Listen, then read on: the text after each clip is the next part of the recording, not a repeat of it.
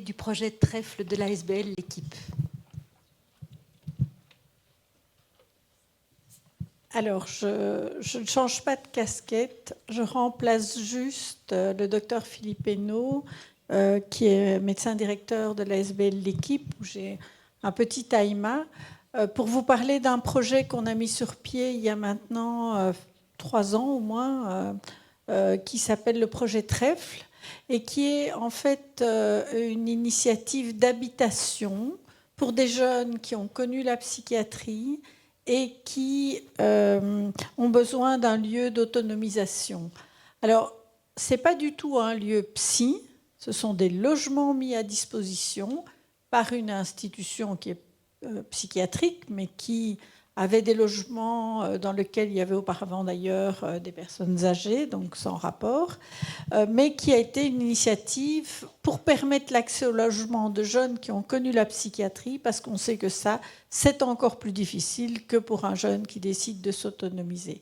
Et dans ce dispositif-là, on travaille, et je crois que parmi vous, il y a un certain nombre de partenaires qui l'ont déjà fait. En tous les cas, les jeunes de l'équipe de transition, mais aussi Mélanie Perotti qui travaille au centre Imago, Marie qui travaille aussi maintenant au centre de jour pour adolescents de l'équipe, qui ont finalement travaillé et accompagné des jeunes là-bas dans ce dispositif de logement.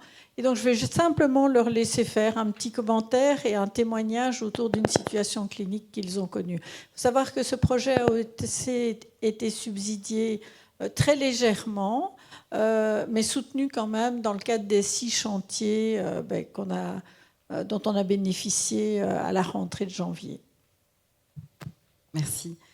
Donc voilà, moi je suis psychologue au centre de jour Imago et nous avons notamment 2 patients qui bénéficient d'appartements à Trèfle.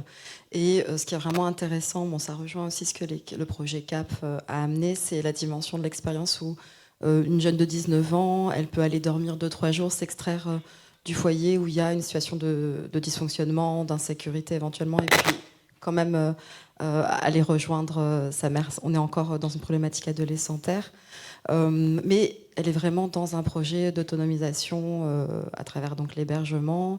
Ce qui est intéressant dans ce projet-là, c'est le mardi soir, ils sont réunis autour d'une soupe ou d'un souper en commun, mais peut-être Marie, tu pourras déployer ça. Et ils ont un jardin en commun. Et ce sont... voilà, très bien. Très bien. Et donc, ce sont des petits studios qui sont déjà aménagés, mais ils peuvent décorer, ils peuvent amener leur chat. Enfin, c'est vraiment important, ces doudous qui peuvent s'y trouver là.